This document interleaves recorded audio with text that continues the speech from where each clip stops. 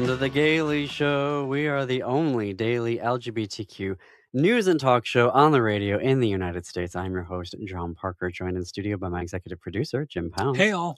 It is Friday. We end our weeks talking about culture and entertainment because LGBTQ artists, writers, filmmakers, theater makers, singer-songwriters are one of the most censored groups in America today. And every week we want to end our weeks lifting up their work for you to read, to watch, and to attend. What is on the show today? At the bottom of the hour, jazz singer, songwriter, band leader, multi-hyphenate Leslie Vincent will be joining us to talk about her newest album, just came out this year, just a few months ago, and her upcoming concert series, which will be across the Midwest in Minneapolis and Wisconsin and Iowa. So we'll have Leslie here at the bottom of the hour. Up first, reviews, because we haven't done reviews in a really, really long time. So let's start first with a series from Thailand, currently available on Netflix. It is called Love Like a Bicycle. Now, Jim thinks that we talked a little bit about this earlier this summer, but we've actually finished the series now. So we wanted to tell you, like, oh, okay. Now, it's part of the Thailand, as I've learned, has had a lot of girl love stories. And so this is actually a boy love story out of Thailand. And it is just came out this year. It is on Netflix, and it's the story of three young men of three different nationalities and their different styles of life and approaching love. All three of them were adopted and raised as siblings, and they love each other as unwaveringly as if they were blood relatives. And as it turns out, all three of them are gay. And so we get to see them navigating the three different gay relationships and how they go about doing that. And Jim, now that we've finished it, what was your final thoughts on it? Did you say the name of it? For some reason, I was thinking we didn't say the name. Love Like a Bike. You did say Love Like a Bike. Okay. I thought it was sweet, and, sometimes it would be a little jarring because we'd have an intense scene about one aspect of somebody's relationship, and then the other one would be very soft and romantic, and then the other one would be very, randy and all that. So it seemed like it was a little schizophrenic, but it was three stories and three different people and that were all intersecting. So it's sort of, I don't know how you would make it any smoother than that, but there was some issues about mental, like trauma and, psychology. And that was, I think, thoughtfully handled and sensitively handled. And I don't know, I thought it was, the other thing I was aware of is that in the US version of something, there would have been a lot more intimacy, a lot more nudity, a lot more all that. And this was There was quite a bit of intimacy, not as much nudity. Yeah, it wasn't really sexy. It was more romantic, because I think this boy love thing is that's what that is. It's supposed to be romance, not, there was a little of that, but still, I thought it was gentle and I enjoyed it mostly. Mostly. I think that the relationships were interesting because one was a relationship between a therapist and a guy who wanted to go to him for therapy, but obviously there you can't do that. That violates like all rules of therapeutic practice. And so he went to a different therapist and was working on this past trauma of his. There's a reveal about it, about like the how of it and the who of it. So I don't want to reveal that ahead of time, but just to say that, there was abuse. And so he's sort of navigating that. And as he heals from that, he's able to have a more meaningful and deeper relationship with the therapist who he is attracted to. Then there's another relationship that is more confrontational. I would say more Brokeback Mountain-ish, where it's very like aggressive with each other. Yeah. Like they're more like they're as likely to like punch each other than they are to like make out, right? And so there's that, a lot of conflict in that relationship. And it is a weird version of will they, won't they? Because you're like, will they get together, or are they just gonna, punch each other in the throat? And so you kind of watch that relationship as it's going along, because one of them owns the store that's called Love Like a Bike, and so it is a cafe, but it also is a bicycle repair shop. Right. And so the owner of that, he employs this potential, romantic interest of his who is trying to pay off a debt to that his grandmother had in accrued, took out to save the family home. And what's the third relationship? The third relationship. Now, this one was a little interesting because it wasn't like sex work, the third brother, No. but it was at a bar and you would do betting. So there'd be all these guys who work for the bar and they would come on stage and then clients Betting. would do sort of like, like so those celebrity auctions, where Auction. like, hey, auction off and you get to have a lunch with this person or you get to have so this was like drinks. You get to have drinks with this It's person. company. And You're so buying company, kind of. right, and this third brother is very attractive, and so, of course, he's got bidding wars that happen for him, and there's one in particular, who he, he's doing his regular job of, like, entertaining at the club and da da da da, and then he begins to fall for him, and then we sort of see the navigation of that, so it was a sweet story, there is some, jaunty music, the episodes are an hour long. There was one song in particular that I just couldn't get out of my head, and so I hear Jim talk while I look it up. It I thought it was, for a long time, I thought, "Oh, are we gonna have to follow all of these equally?" But I do feel like the relationship with the There it is. traumatized person and the psychologist seem to be the main, at least in my view. Maybe everybody that watches it comes Yeah, away that was the thinking main because you see it right away so it's in the first episode, and then it the sort of amount of carries time you through. spend with Yeah. them seems a little higher than the And they're others. young, so, Right. there's the There's foibles of young love, there's even though, like, one of them is supposedly, like, a pilot, there's like a and you're like, 22-year-old "Wait a minute." airline pilot, Yeah, it's, like, wow. you just need to look by that, look past that. But, the song is, by the artist is Louis Island, and the title is "I Know a Place." And it was fantastic. I went immediately onto Spotify and started Wow. playing it. Wow. So, yeah, Love Like a Bike, available on Netflix now, new series 2026. So also on Netflix, we actually have 3 shows from Netflix. Netflix, like, was doing nothing gay related, and then all of a sudden, like, for the longest time, we couldn't find any, like, queer content on Netflix, and now they're sort of, like, cranking them out Well, they've been doing a here. lot of international development, so that and we're seeing That's that. true. So this is actually another series from East Asia, and this one is a decade-spanning romance between 2 men, which started when Ryu Narutaki, a Japanese expatriate, encounters, Johan Huang, a boxer, who rescues him in a foreign country. So it's the pilot episode. Ryu is Japanese, and he leaves Japan to be with a friend in Berlin because something happens in Japan. I don't want to say what, but something happens. It's in the pilot episode. And so he goes to Berlin to sort of get out of Japan and get away from what happened. And while he's there, he goes into a church that someone firebombs, and Johan is in there. He happens to be in the church, and so he sees Ryu and he rescues him. He gets him out of the church, and Johan is actually Korean, and he's a boxer. And we first meet him. He's being by a promoter uh, bought off, being told that he has to throw the fights. Right, like he has to deliberately lose them, and so there's that conflict going on. And Ryu is a hockey player, and Johan is a boxer. I just said that. So they're both athletes and navigating it. It is a very slow burn series, and it's really interesting to watch their relationship develop because they also live in different countries. So at first, there's just this, kind of like, who are you? Yes, I saved you in a church, but Johan's sort of like, I've got other problems that I'm dealing with here. Like, I'm glad to have helped you, and I hope you have a great life. And then they just sort of, by circumstances bring them together. So they're like, oh, wait, okay, what's going on here? And they kind of reveal each other that, yes, they're both gay at the end of the pilot episode. And then you just sort of see them navigating. Now, they live in different countries, and Johan has to do compulsory military service. So he's gone for 2 years in Korea.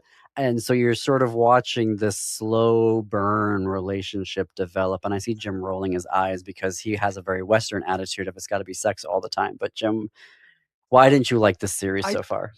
it was so restrained, which you gotta give somebody credit, and I think in this country, they're like, "Well, you can't make people sit around for a whole episode and basically nothing happens." But this was so deliberate, and I've read other people who said, "I didn't like it at first, it was too slow," but I've watched it a second time or I've thought about it a little bit more, and I kind of get it now. I'm more forgiving of it, or I'm more intrigued by it because it is very slow, but purposefully, I think. I don't think they're being, because they don't know what to do. I think they're being deliberately, like, tantalizing, and it's a kind of, friendship and relationship that's, happening too, but it's not in the Western style of they meet, they go to bed that night, and they're It's boyfriends the not next heated day. rivalry. But that's an extreme example, but yes, you're right, it's absolutely not. It's like the romantic far extreme of that. So it just required some patience. I wish I'd known that because I think maybe I would have given it more space than I started out going, what's happening? So I think you'll like it if you just slow your If you're roll a down. fan of the Japanese reality series The Boyfriend, which is also on Netflix, love seeing all of this queer Asian content showing up on Netflix. Please keep it going, Netflix. But if you're a fan of that series, which is also very different than what like an American reality TV series is, right? Like they put a bunch of gay guys together in a house, but it's not just about like will they or won't they hook up. It's also like how are they developing as human beings? Like how do they navigate gay relationships? How do they handle coming out? How do they handle dealing with families? How do they navigate dealing with Japanese culture? And some of those that live abroad and some who don't. And so there's even that sort of, the members of the diaspora and how they're then returning to Japan. And so it's this really sort of like personal development story that's really interesting. So if you like The Boyfriend, which I do recommend, I think that you will like Soulmate.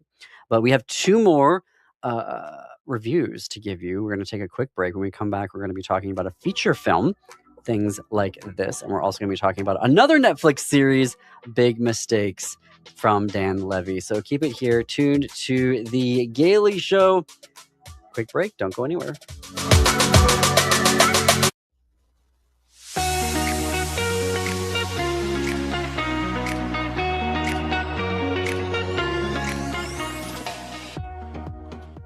Hey, this is John Parker. This past winter was a hard one. So this summer, it's been a joy to me to get on the road and drive to Marquette, Michigan. It's the fresh coast. From the culinary hotspots to the miles of hiking trails in the North Woods and along the shoreline of Lake Superior, Marquette is where I go to get away from it all. A queer-friendly travel destination where I stargaze, eat delicious donuts at Huron Bakery, brunch at the LGBTQ-owned Cafe Bodega, discover new reads at Snowbound Books, and stroll the shops in Marquette's historic downtown. And there are so many hotels to choose from. I can wake up along Lake Superior's shoreline or have the walking convenience of being in the city. Can you see why I've been traveling to Marquette twice a year for over a decade? Plan your adventure like I do at travelmarquette.com.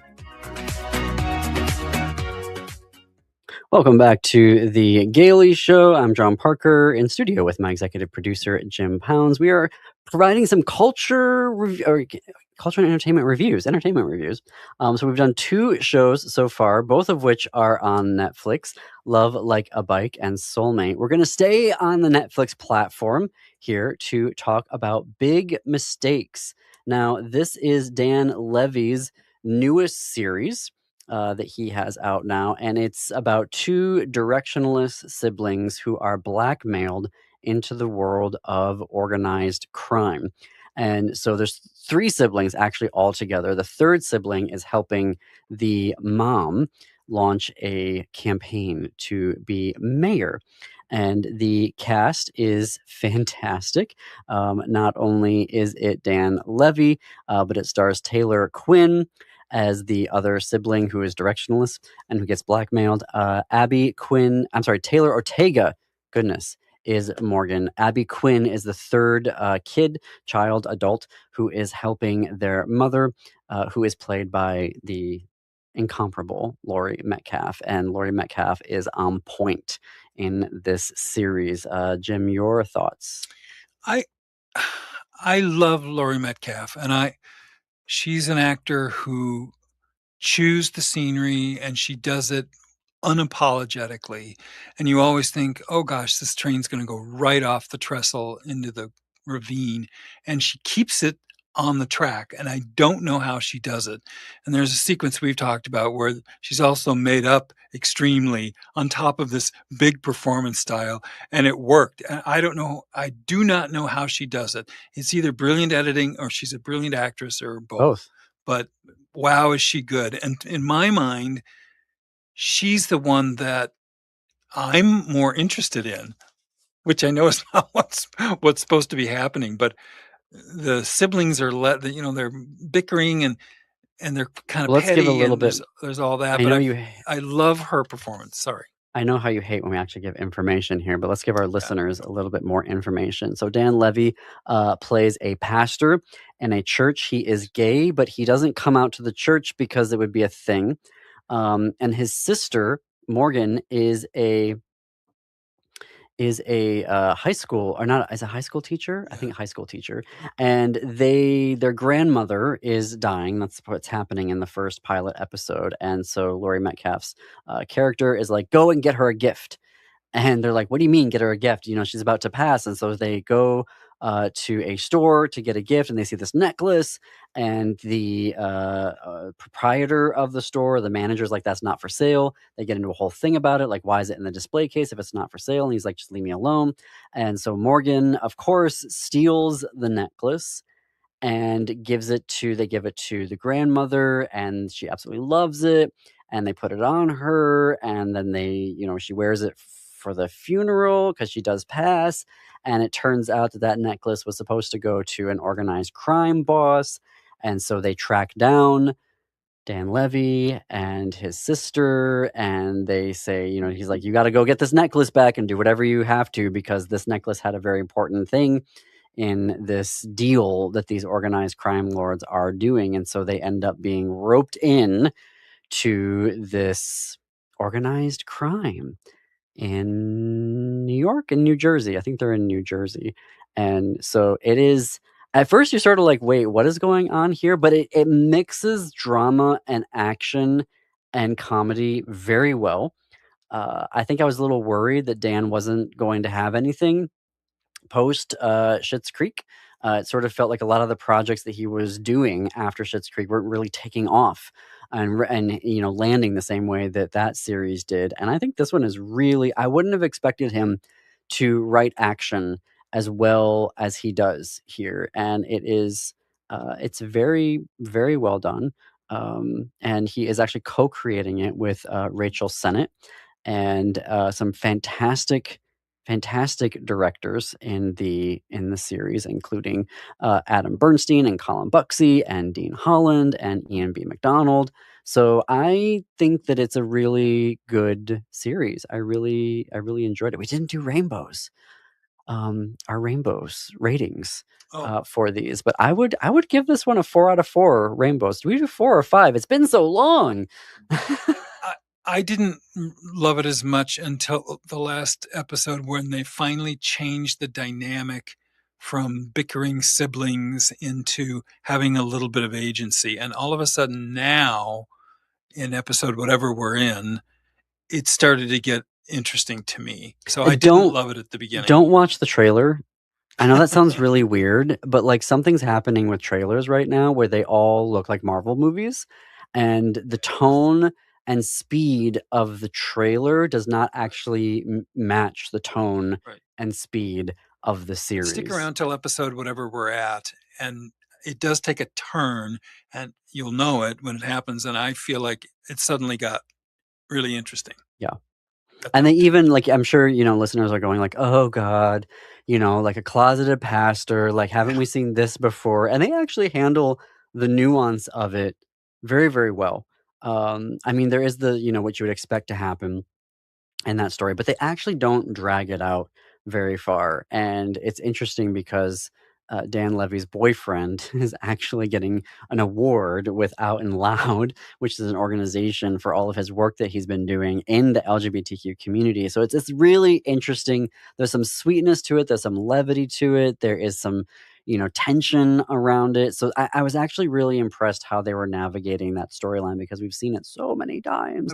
I was less impressed with his writing of action than I was the fact that he was willing to do an intimate scene with a boyfriend, which he has avoided before. And so now I felt like, okay, now he seems to be growing up a little bit to me. I mean, Schitt's Creek was a sitcom, so it was a little chaste, yes.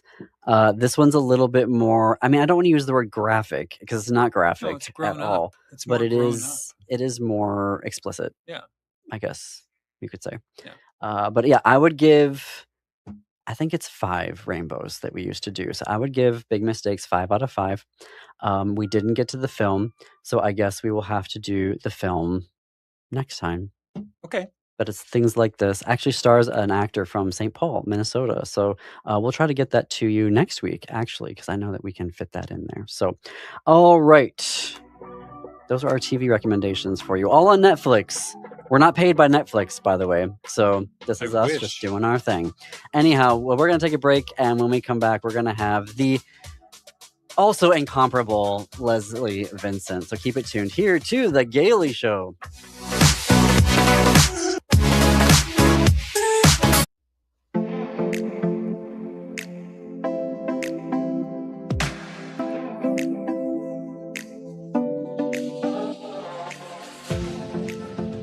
Welcome back to The Gaily Show. It is 33 minutes after the hour.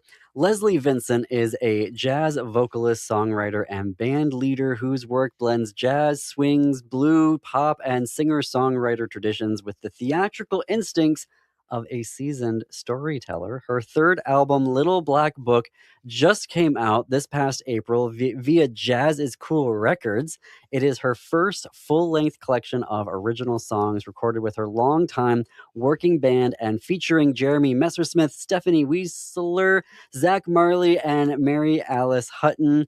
And Leslie, fun fact trivia about The Gaily Show, was the first ever guest on The Gaily Show on our second ever episode. And she returns now. Leslie Vincent, welcome back to The Gaily Show. Oh, that is so funny. I forgot that I was your first guest. You were, yeah. You're part of queer broadcasting history in Minnesota. I love that, as I should be. As you should. I know. If anybody is going to be the first guest of The Gaily Show, I think it should be absolutely Leslie Vincent. Yeah. So, Leslie, Little Black Book, tell us about it. So, Little Black Book is comprised of tunes based around my real autobiographical dating history. So, spanning my search for love, men that broke my heart along the way, meeting my wife, getting married, and realizing what love really means. So it blends all kinds of different emotions. Dating and marriage has a lot of emotions. So there's certainly some romance on the album, but also some sadness, some anger, some longing, and some humor. There's a whole song about shopping at IKEA, because that is the cornerstone of a couple taking the next step in their relationship. So, listeners, Leslie is being very, very generous, and I have to find the where did I put the graphic? I had it here. Well, okay. Leslie is going to be very generous and let us sample a couple songs from the new album. So, Patrick, in our control room, can we play Analog Love Affair, which is the first track on Leslie's new album, Little Black Book?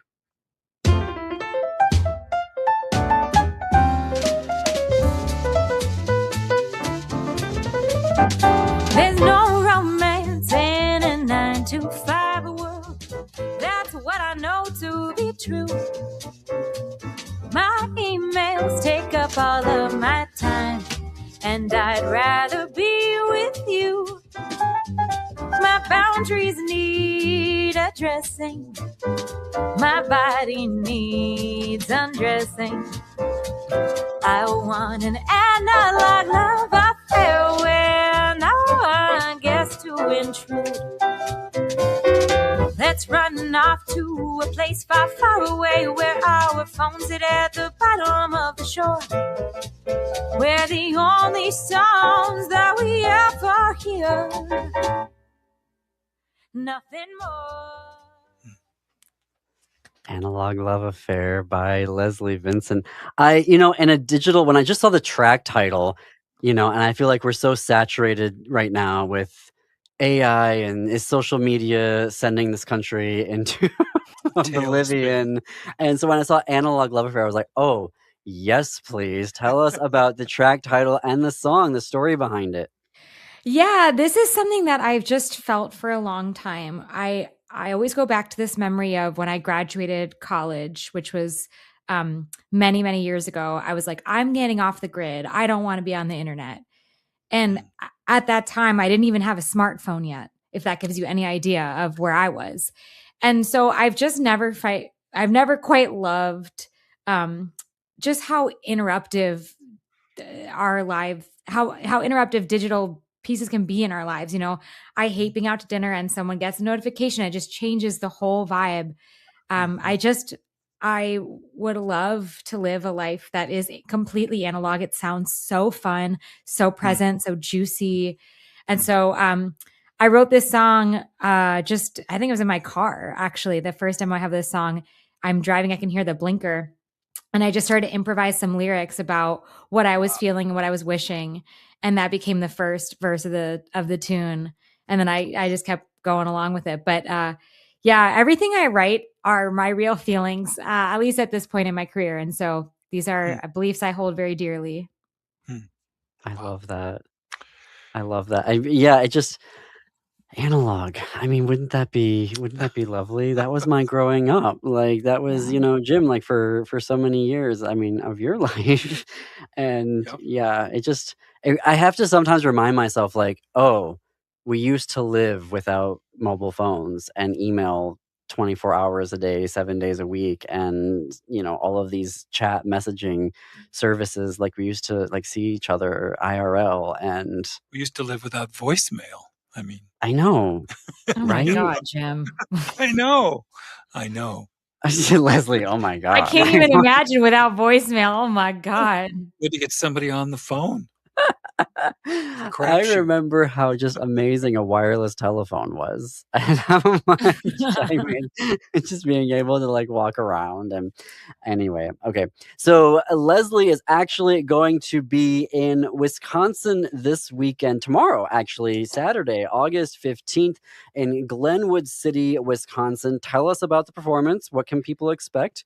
Yeah, so I'm bringing my full band out to Glenwood City. Everwood Farmstead is a really special place for me. It's where I wrote a lot of the records. So I was lucky enough to have one of their residencies. So I lived in the house at Everwood, and I wrote in the barn. I mean, I wrote all over the house, every single room. And a couple of tunes I wrote start to finish in the house. And so I love Bill and Chris who run the farmstead, and they are having a big event. So we play at 1:40, but there's things going on for the afternoon. There's some cocktail pairings. There's some cocktails based on our songs. So you could look forward to that. So cool. And yeah, we'll do tunes off the new record. We have some jazz standards that we have arrangements of, and then we're always cooking. So we have some new things that we've been working up. Ooh. So this is Glenwood City, Wisconsin, tomorrow, Saturday, August 15th, 1:30 p.m. at Cultivate at Everwood. And it's there's like a slew of people who will be performing all day. Yes? There'll definitely be events all day. Yeah. There'll be all kinds of different things. Yeah. Events all day. Yeah. Okay. Thank you. But aren't we always performing, if you really think about it? Because I mean, it's a busy Saturday for you, because then you're going to be right back here at Volstead's in Minneapolis, right? That's right. It's my birthday, so I filled it with shows. Oh, yeah, I'll be at birthday. Thank you so much. So I'll be at Volstead's 8:30 to 11:30 p.m. This is a monthly residency I have. So It's a place that I love very much. And I basically told everyone in my life to come out and wish me happy birthday. So I'll be there with my pianist, Patrick, who you just heard on Analog Love Affair. And we love doing stuff, the two of us. So we'll do, our favorite jazz standards and some covers and some originals. Cool. We are here with jazz vocalist, songwriter, and band leader Leslie Vincent talking about her traveling throughout, tour basically throughout the Midwest, and her latest album, Little Black Book, which just came out earlier this year. I want to know more about the tour that you've got coming up here, because you've got a bunch of dates here on August 23rd, and then on August 26th and August 28th, you're going to be at Music on the Lawn, Maggie's Lounge, at the Hewing. Tell us about those. Oh man, I like to be everywhere all at once. So I'm like pulling up my show calendar to keep my details right. Okay, let me tell you the cool thing. So the 23rd is up at the Hewing. So I'm on the rooftop of the Hewing. It's a co-bill with Sarah Morris, who's one of the most gorgeous Americana and folk songwriters in the Twin Cities, I think in the whole wide world. So we're going to do 2 sets and then some combined tunes. That's at the Hewing on the 23rd. The 26th, Music on the Lawn is a full band show in St. Paul. So we'll be under the stars playing and singing our hearts out. Okay, Maggie's Lounge is a cool gig. So this is at Crooners, which is out in Fridley, Minnesota. And it's not a ticketed show. It's just a bar you can come and get a cocktail and listen. But those are the types of gigs where I'm the riskiest. So that's where you can see me trying new tunes, trying new scat solos, trying new things. You know, it's hard to put your risky stuff if someone's paid $40 for a ticket. You want to practice and get some good reps. And so if you want to see me do things that are more, just like not quite as polished, not quite as ready, every now and again, I'll take a request. Maggie's is the place to do it. I know I have a strict no request policy, but sometimes I make exceptions. Well, then, for folks who are listening on AM 950 radio, know that Crooners is a longtime supporter of AM 950 radio, and we've had several events at that venue over the years, including a debate watch party, if I recall, from a couple of years ago that we were at. So we love Crooners. Love them, and so it's very exciting that you're going to be out there. You have so many dates here that I also have them pulled up on my calendar here. We've actually got one more in August. You're going to be at Shania Twain night at the Turf Oh Club? yeah, Shania night. Shania night is an annual tradition. So there's group gets together twice a year. We do Shania in the summer and Dolly Parton in January. And I'm lucky enough to be on this bill. I don't even know how I got here, but I've been doing it since I think 2017 or 2018. Wow. And it's been such a joy because I have made so many friends. And, you know, I love the jazz community, but it's our community in Minnesota is so rich. And so this show has given me friends in rock, folk, Americana. That's how I know Sarah Morris.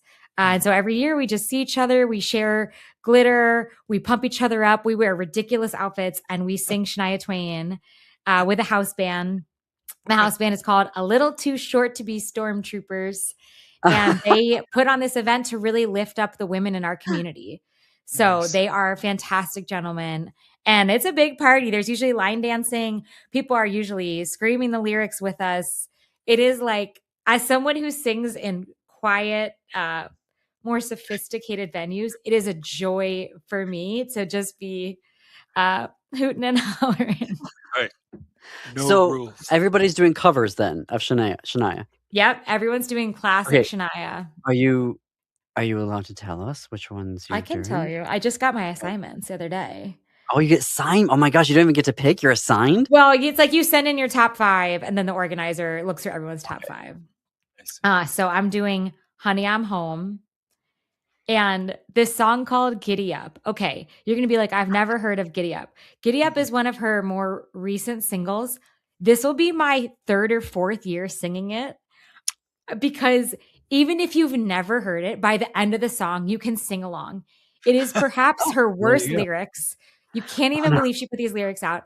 But it is such a bop. And so I heard it. I did a deep dive a couple years ago and I was like, let's just try it. Like, let's just try her new stuff. And giddy up. I'm telling you, go check it out and you'll be buying tickets to Shania Night. Wow. What would you all do if like Shania showed up? I don't know. Because the whole point, like the other point of this is that she has some different political views. And so we like do this to raise money for different causes that she probably wouldn't like. Oh, subversive. That's I don't know why I'm so nervous to say that on the radio, but I love that. I do too. I love it. Ooh, fantastic. Well, now everybody has to go to Shania Night. Sell that out. At the Turf Club on Saturday, August 29th at 8 p.m. If you're listening right now, you can get all of your tickets to any of these dates at Leslie's website, which is lesliedellavincent.com, Della, D-E-L-L-A, Vincent.com. You just click the shows tab at the top of the page and you'll see all of the dates and all of the locations, all the times, and obviously the most important, the button to get your tickets. We're going to take a quick break here. When we come back, we're going to hear another sample track from Little Black Book, and it's named Harriet the Spy, which is fantastic for a queer book written by a queer author. So keep it tuned here to The Gailey Show. Don't go anywhere. cute.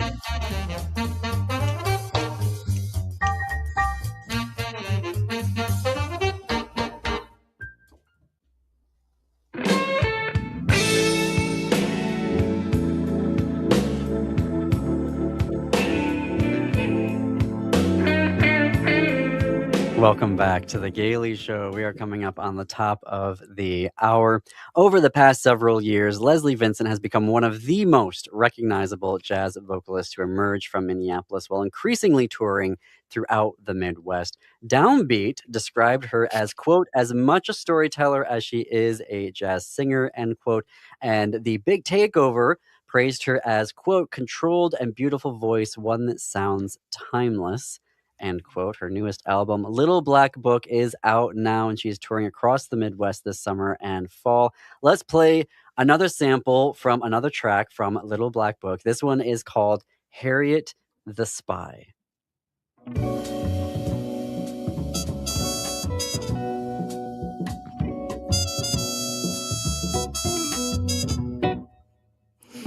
All alone sat Harriet the Spy, till we taught her to tell all those little white lies. I've been thinking about this mouth of mine, and where my thoughts can go when they bubble up inside.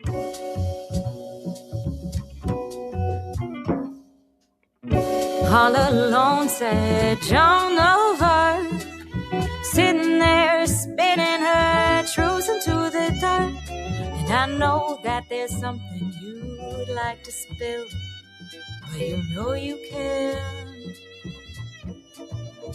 You never will. That was Harriet the Spy, a sample of from Leslie Vincent's new album, Little Black Book. Tell us about that track. Yeah, so Harriet the Spy is something I've thought about basically since I saw the movie as a kid, which is, what is an appropriate truth to think about or say out loud when it comes to other people? So I am from the East Coast. I was raised to be judgmental. And as I adapt to Midwest sensibilities, it's always hard for me to understand what is worth saying out loud and what is not worth saying out loud. And so this song is about that. I know I broke John. Oh no. The Midwest is a very tiny little narrow space to live in. To be judgmental. You gotta put that on a t-shirt. Merch when you're at Crooner's Supper Club. Yes. Like, tanks and t-shirts. I was raised to be judgmental. I'm sorry. My mom will love it. So yeah, this song is just about the struggle of like, what does it mean to say your truths out loud? And the chorus is, the world doesn't have the room for all our truths. Better to keep them close to you. Your petty observations and your honest revelations. What good could they do? And I think that is just a question worth asking all the time. You know, sometimes we have really, really helpful things to say, and the other person is not open to receiving it. And sometimes they aren't, where, you know, sometimes they're petty and you're like, do I really need to tell my friend that what she did was tacky? Maybe not. Right. But there's part of me that's like, our truths could really make the world better. And if we just weren't quite so sensitive, we could all be better. But I struggle with this on a daily basis. I definitely, I have one of those mouths that like, I just say stuff. Like I don't have a lot of filter sometimes. And I'm an external processor. And so, yeah, I probably shouldn't be thriving as much in Minnesota as I am, honestly. They don't want to tell you to leave because they're too afraid to do that. You know It's so true. My first year living here, people all the time thought I was being serious when I was joking. And I was like, oh my gosh, I have to fix this. Right. Right. Yeah.